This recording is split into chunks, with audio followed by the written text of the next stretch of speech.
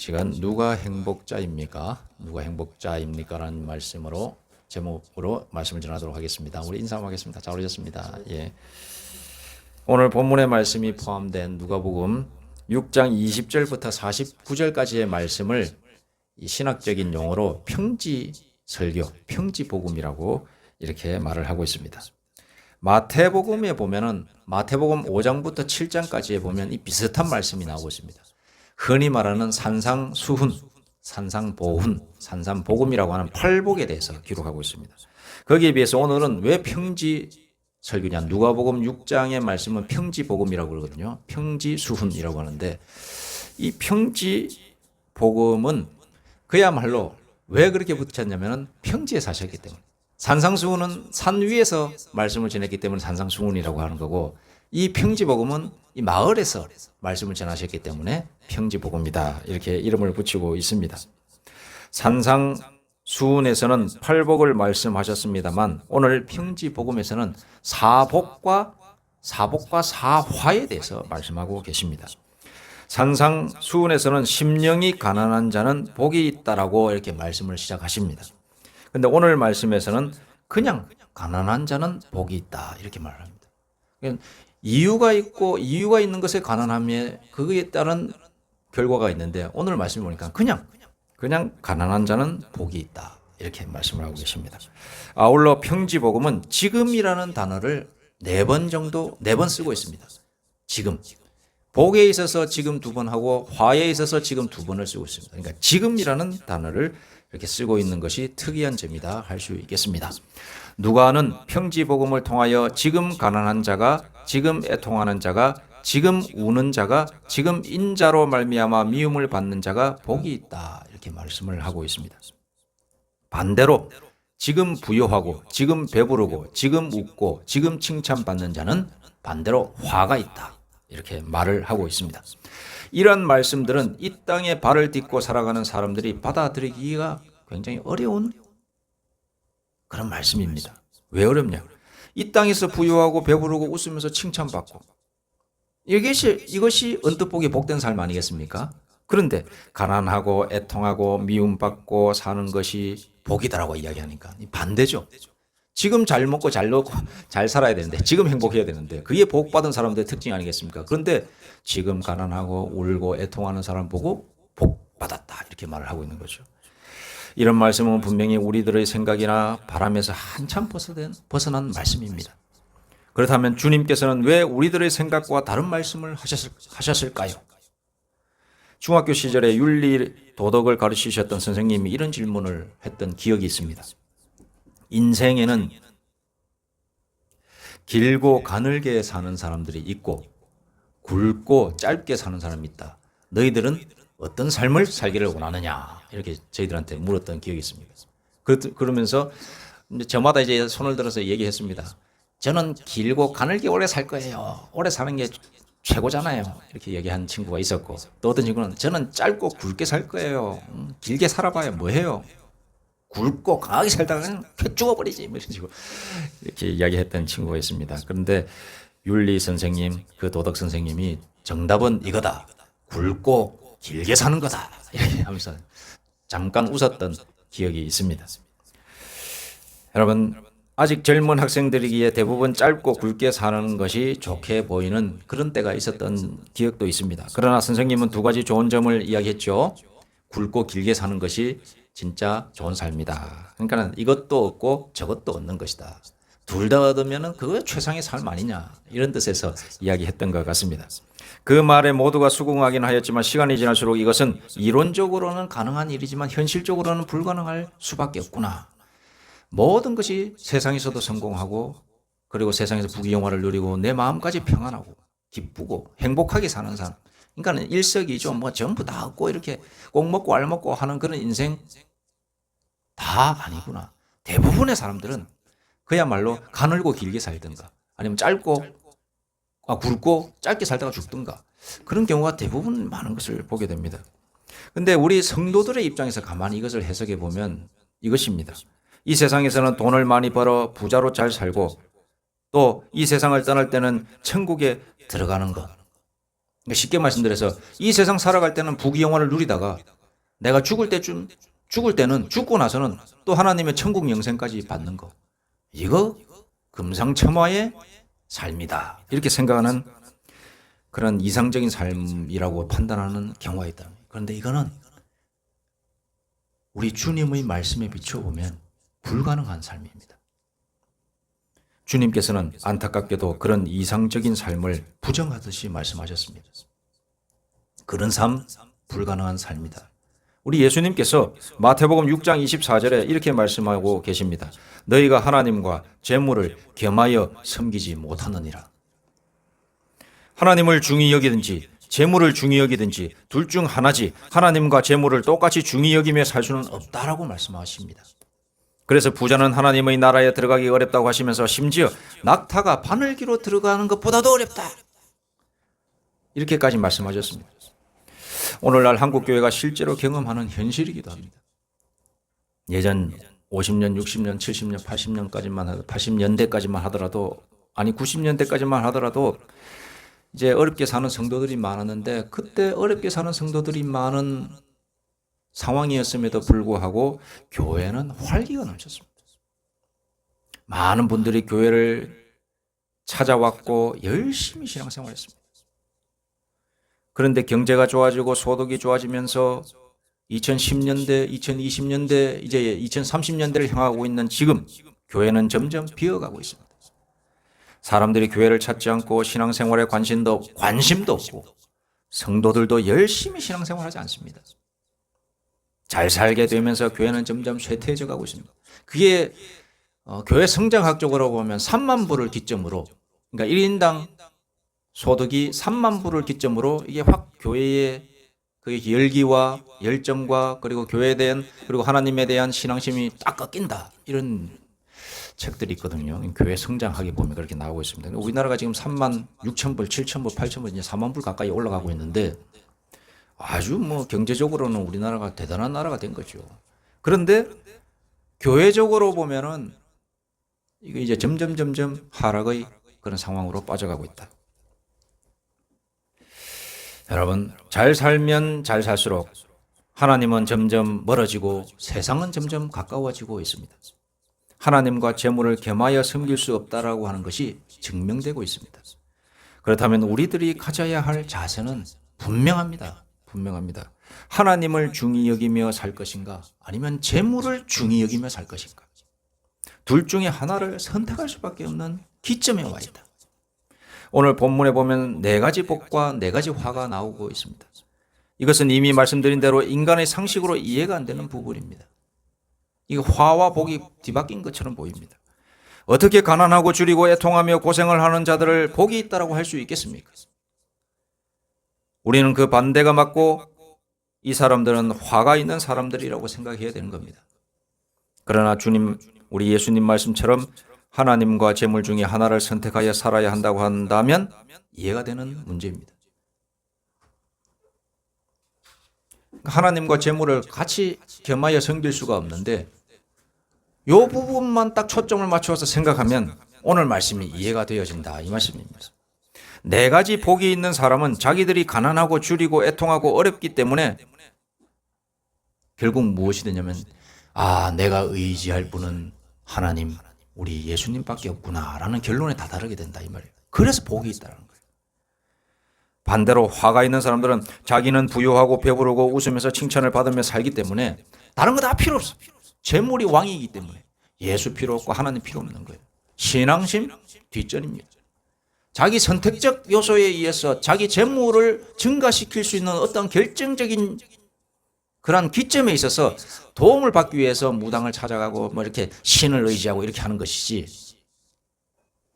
정말로 그 사람 그 존재에 대한 절대적 주권에 의해서 나를 맡기겠다는 의미로 찾아가는 게 아닙니다. 자기 재물의 보존과 융성을 위해서 선택하게 되는 것이지.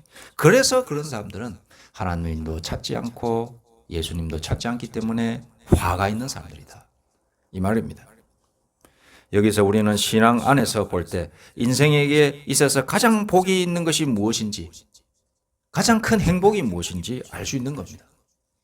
첫째로 가장 행복한 사람, 누가 행복자입니까? 첫째로 가장 행복한 삶은 뭐냐? 하나님을 섬기는 삶이 가장 행복한 삶입니다. 두 번째로 예수님을 믿고 구원받은 삶이 가장 행복한 사람입니다. 세 번째로 구원받아서 영원한 천국에 들어가는 사람이 참 행복자입니다. 반대로 하나님 없고 예수님 없고 그래서 구원받지 못하고 천국까지 못하는 것이 가장 불행한 삶입니다. 그런 불행한 삶을 살아가게 만드는 것이 지금 사람들이 좋아하는 재물이에요. 재물. 배부른 삶이요 쾌락이요 명예인 것입니다. 정치인들 보면서 자기 신앙까지 버리는 말들을 하는 걸 볼 때가 한두 번이 아닙니다.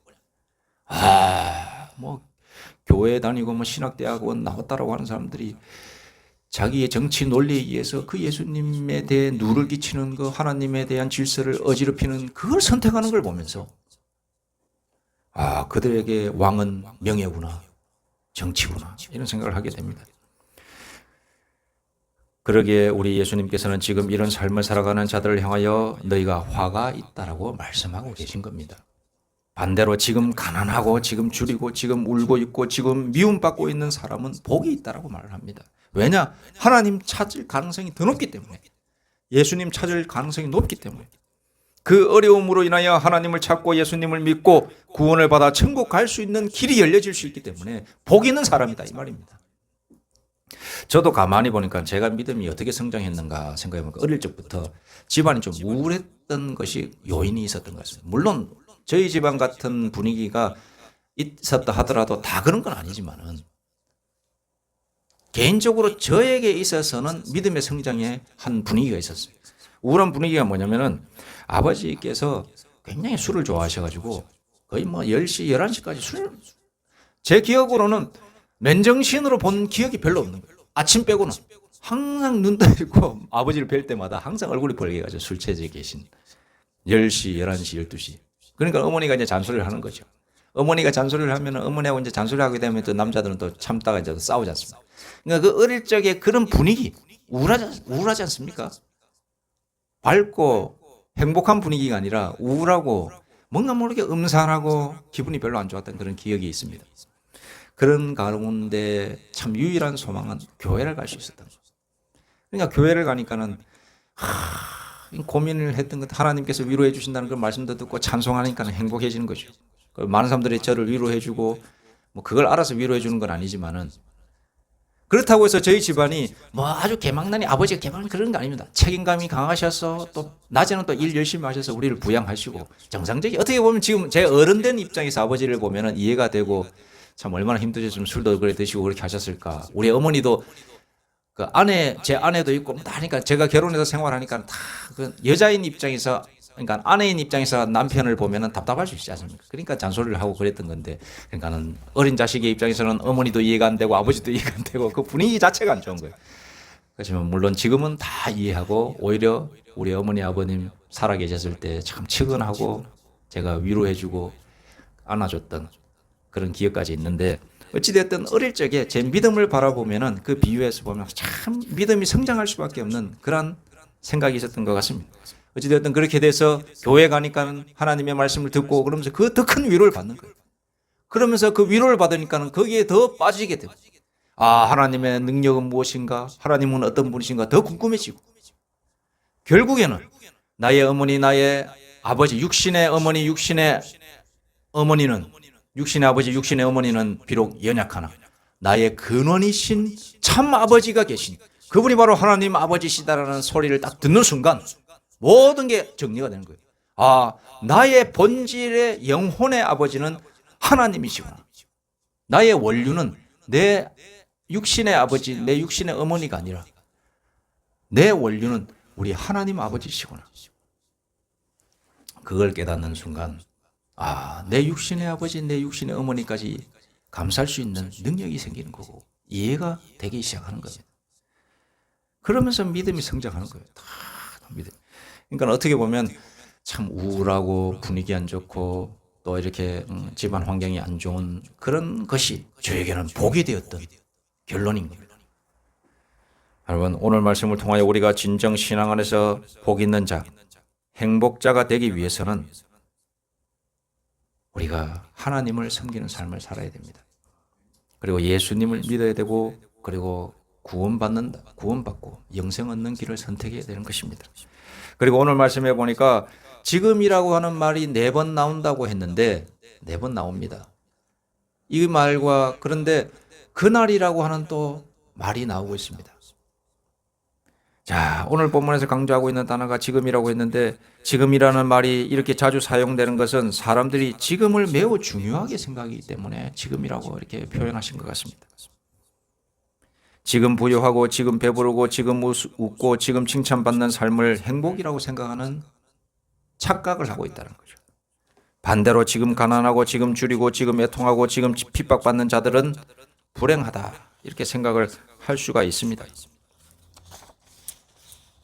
여러분, 우리가 지금 행복하고 지금 좋은 거 좋을 수 있지만 그것이 중요한 것이 아닙니다. 지금보다 더 중요한 날이 언제냐? 그날입니다. 그날. 23절에 보니까 그날에라는 단어가 나오는데 그날은 주님께서 역사를 완성하시고 하나님의 나라를 이룩하는 그때를 말하는 겁니다. 그때가 왜 중요하겠습니까? 그때의 인생은 둘로 갈라지기 때문에 그렇습니다. 마태복음 25장에 보면 그날에 주님께서는 모든 민족을 모으시고 그들을 양과 염소 둘로 나뉘신다라고 말씀하고 계십니다. 양과 염소는 서로 다른 사람들을 말하는데 양으로 비유된 사람들은 하나님의 선택을 받은 사람들, 양으로 비유하고 염소로 비유된 사람들은 하나님의 선택에서 벗어난 사람들. 이 염소로 비유된 사람들은 주님을 떠난 마귀와 그 사자들을 위하여 예비된 영원한 불에 들어가게 된다라고 기록하고 있습니다. 역사의 종말에서 인류는 이처럼 둘로 나뉘어지고 그 운명은 극과 극으로 벌어지게 되는 겁니다. 예수를 믿는 자들과 믿지 않는 자들의 운명이 극명하게 나누어지는 그날이 그래서 중요한 겁니다. 그날. 거기다가 그날 결정된 그 운명은 영원토록 지속된다라고 하는데 문제가 있습니다. 잠깐 동안 나누어지고 그 후에 다시 원상태로 돌아오는 것이 아니라 그 나누어진 상태에서 영원한 삶을 살아가야 된다 이 말입니다. 이러한 삶이 있다고 할 때 그날이 얼마나 중요하겠습니까? 지금 잘 먹고 지금 배부르고 지금 웃고 지금 행복한 것이 중요한 게 아니라 그날 행복하고 그날 기뻐하고 그날 좋아야 되는 겁니다. 그러려면 현재 비록 줄이고 가난하고 힘들다 할지라도 이 힘듦으로 인해서 우리 하나님 찾고 예수님 찾아서 그날에 행복할 수만 있다면 지금의 이 결핍은 감수될 수가 있는 것입니다. 그래서 이 세상의 삶에 충실하게 살아야 하고 열심히 사는 것은 당연하지만 이 세상에서 살면서 여러 가지 내가 하나님 앞에서 정직하게 살다가 잘못된 그런 오해를 받는다든가 누명을 쓴다든가 이런 것들 괜찮은 거예요. 제가 군대에 있을 때에 정직하게 생활했더니 싫어하는 사람들이 한두 명씩 있더라고요. 야, 뭘 그래 네가 무슨 대단한 사람이라고 그렇게 깨끗한 척하냐 이야기를 하더라고요. 그게 아니라 저는 깨끗한 사람이 아닌데 저는 죄인입니다. 깨끗한 척하는 것이 아니라 하나님께서 이런 일을 용납하시지 않기 때문에 제가 할 수 없는 겁니다. 정색을 하면서 얘기했습니다. 그랬더니 불이익을 주더라고요. 휴가를 6개월 동안 안 보내주고 사람 억울하게 모함 비슷한 걸 하고 그리고 그 일에서 배제시키고 그렇게 하는 거를 2번인가 겪었습니다. 그때 저는 오히려 기뻐했습니다. 속으로 샘솟듯이 올라오는 하나님의 음성을 들을 수 있어요. 너는 나의 아들이다. 잘했다. 내가 너를 기뻐하노라. 예수님께서는 말씀하시기를 나의 말을 따라 살아가는 자에게 핍박이 있을 수 있다라고 하셨는데 진짜군요. 진짜 핍박이 있군요. 그날에 기뻐하라. 내가 너희에게 줄 상이 크민이라.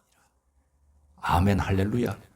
핍박받는 순간, 배제되는 순간 얼마나 기뻐했냐면 6개월간 휴가를 못 갔는데 6개월 휴가 못 간 거 아무 상관없었습니다. 천국을 나는 듯한 기쁨 속에서 살았기 때문에. 여러분, 우리가 그날 복 받는 사람이 되어야 됩니다. 그러기 위해서 오늘의 상처와 가난이 있다 하더라도 그날을 위해서 우리가 살아가시는 저와 우리 모두가 되기를 소망합니다. 누가 행복자입니까? 그날 행복한 사람, 그날 웃을 수 있는 사람, 우리 주님의 날에 우리가 구원받는 길을 선택하는 그런 사람이 진정한 행복자인 줄로 믿습니다. 우리 모두 다 이런 행복자가 되시는 저와 우리 모두가 되기를 소망합니다. 기도드리겠습니다. 하나님 아버지, 저희들을 불러주시어서 하나님의 아들이다, 딸이다 선택하여 주시니 감사드립니다. 선택하여 주시고 우리에게 영생을 주시고 또 하나님의 아들 예수 그리스도를 통하여서 구원받게 하여 주시니 감사합니다. 이 귀한 선택, 죽는 그날까지 고백하게 하여 주시고 죽음 이후 하나님의 나라에서 우리가 영원토록 살게 하여 주시옵소서. 예수님의 이름으로 기도드립니다. 아멘.